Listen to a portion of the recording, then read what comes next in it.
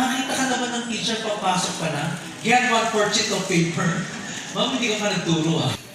Head turner. Nakaka-inspire yung ganun. Power in dressing.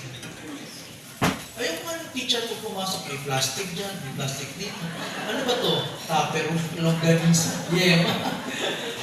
Kasi ano na, dapat pinapaiyak na yung bagay. Hindi pwede. And I hope you're with me, right? Yeah. Napakasimple ng punod, kaya natin i-revise ang curriculum kasi there's something wrong.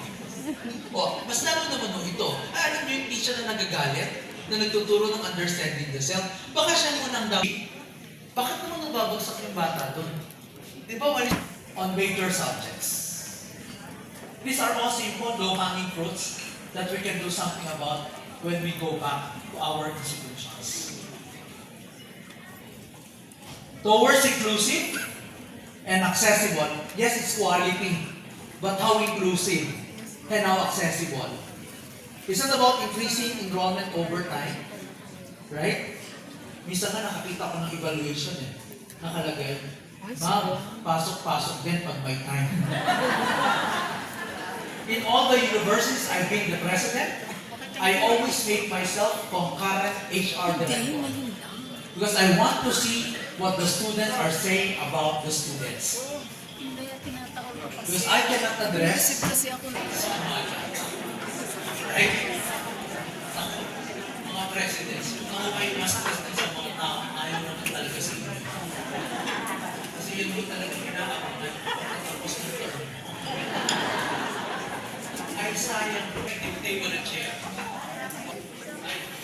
Experience of the state artist. Right?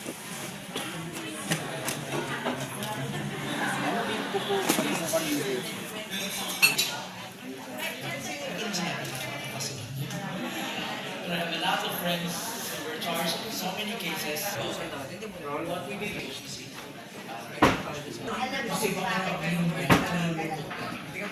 Kasi bumalik sa dati at nagbago na ang lahat. First in school, you have to enter curriculum.